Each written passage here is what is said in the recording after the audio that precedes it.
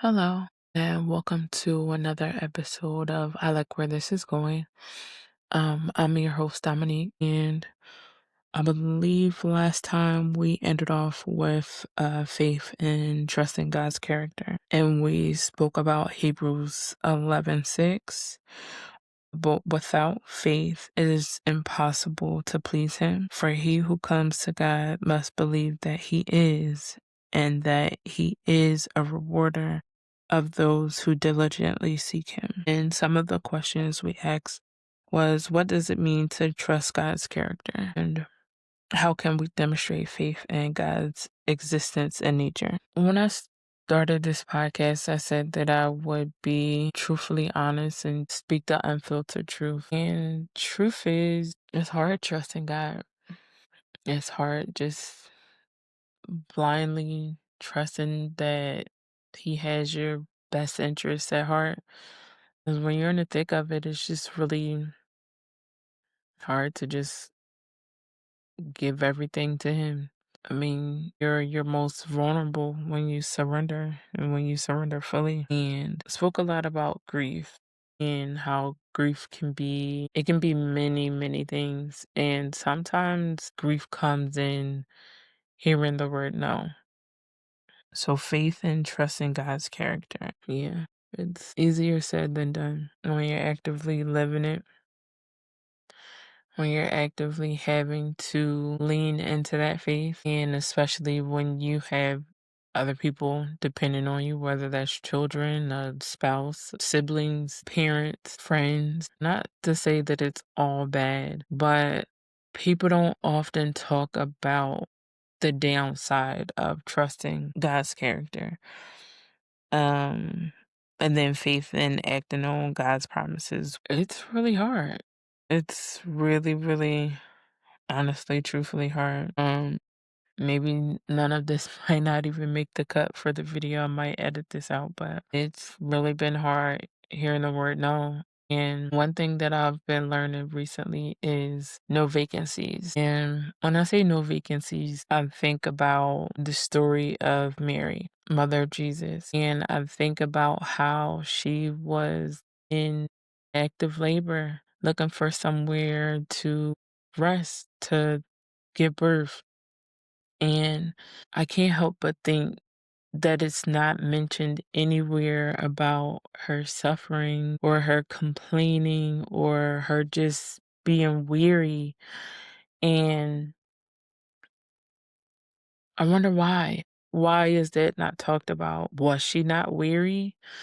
Or was that just something that they didn't want to focus on when writing the scripture text? I think about how in this season of my labor that I've just been so weary of hearing no vacancies. And it's a hard pill to swallow because it's like you're making plans. You're doing everything that you can and you think that you're doing everything right, but nothing is going right. Nothing is going right. You think that you're moving left, everything moves right. You move right, everything moves left. And I just keep hearing no vacancies, no vacancies. And it also brings to mind just how powerful God is and His intention and His promises that He gives us, that God wanted His Son to be born in such a low state, well, what would be low to us, that there would be no question that He came here to save us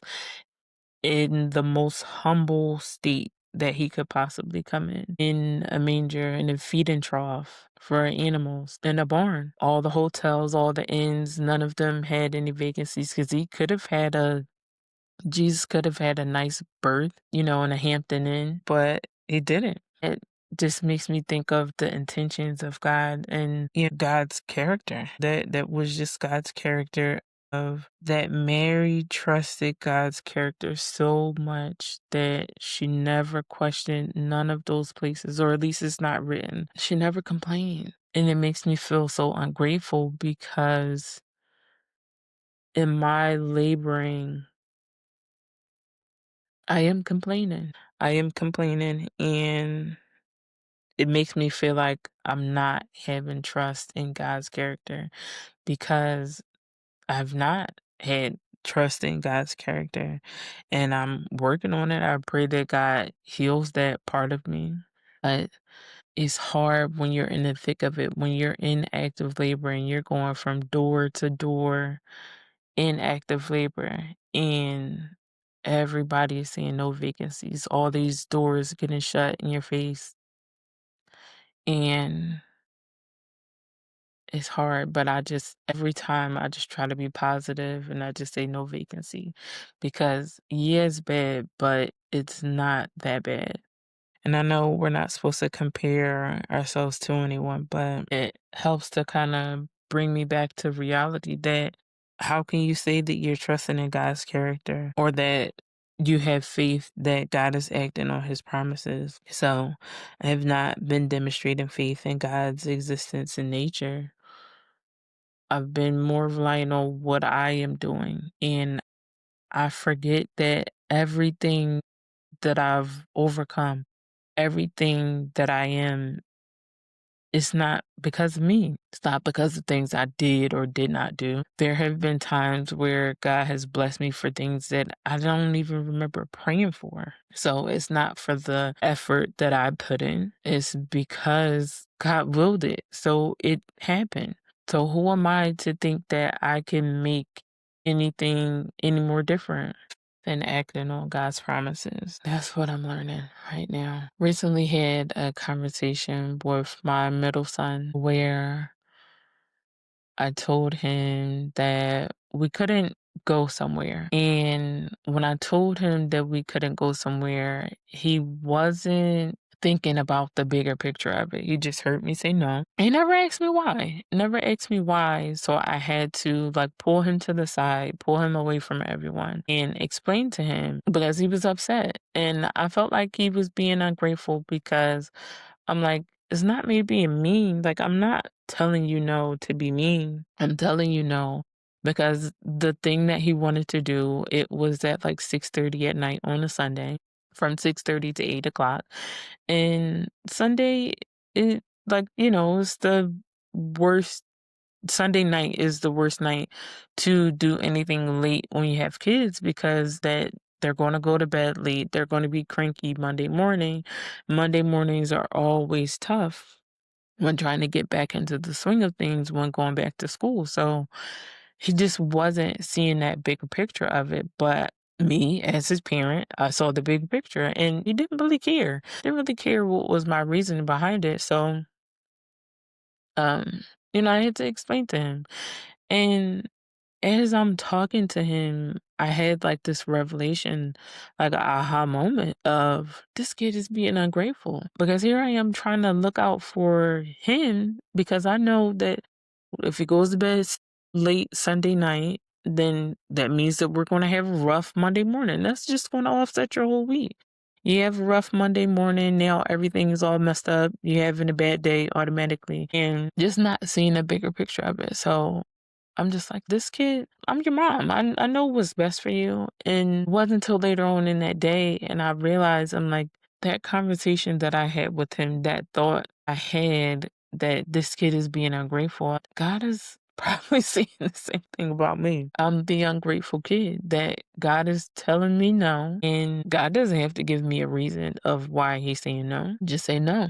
This is not what I want for you. And me being stubborn, I'm going to say, okay, well, if not this, then I'm just going to do it this way. Okay, well, if not that, then I'm just going to do it that way.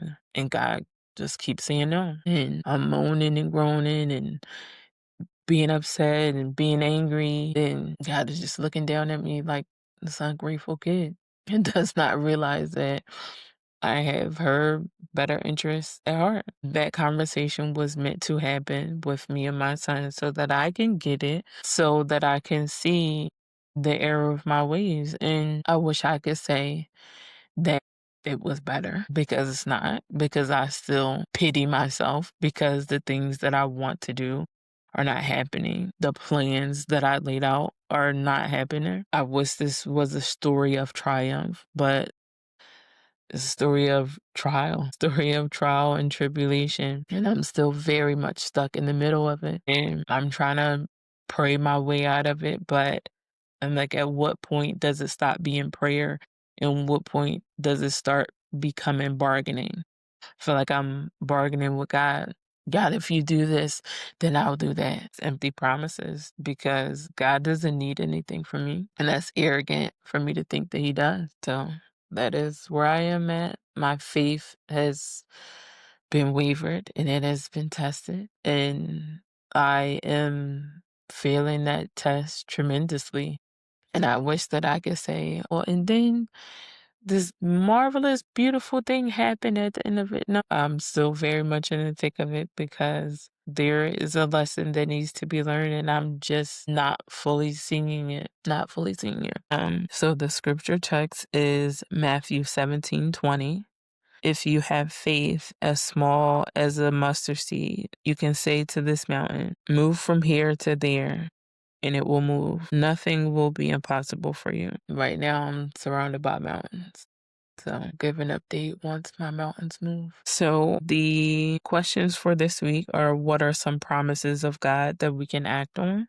And how can we exercise faith in our daily lives? I know right now mine is to continue out this year with what I started, which is seeking God's face and seeking to build a relationship with God. So I'm going to continue reading. This is not a message of quitting. I'm not going to quit, but I did marvel in my self pity for a while. But I think I'm done with that. I think I need to go back to implicating actions again because I'm tired of being in this state and I need to find out what God is trying to reveal to me. And I was watching today Mary, Mother of Jesus, the story of Mary. It's on Netflix, and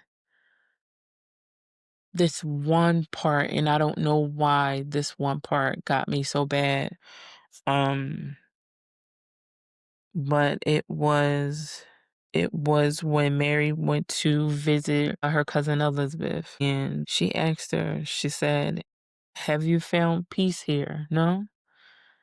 And I broke down at that question because I feel like I have not had peace. I have not had joy in such a long time that I am grieving my peace. I'm craving my joy and searching for it in some of the wrong places and finding temporary peace, temporary joy. And I need to get back to finding peace and finding joy in the Lord again. And that part really broke me down today. Have you found peace here? And as Mary in the Netflix movie, as she responded, I have. I said I have. And I mean, I was like boohoo crying.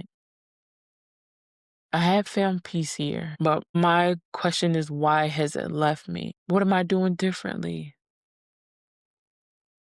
What did I forget? I need to find that peace that I found here before because the blessings that I've been blessed with, I still have them. I'm not lacking anything. I still have those blessings, but why can I no longer see the joy in them? Why can I no longer see the peace in them? So, have I found peace here? I have. And I hope you all can find your peace as well. Take care. Go with God.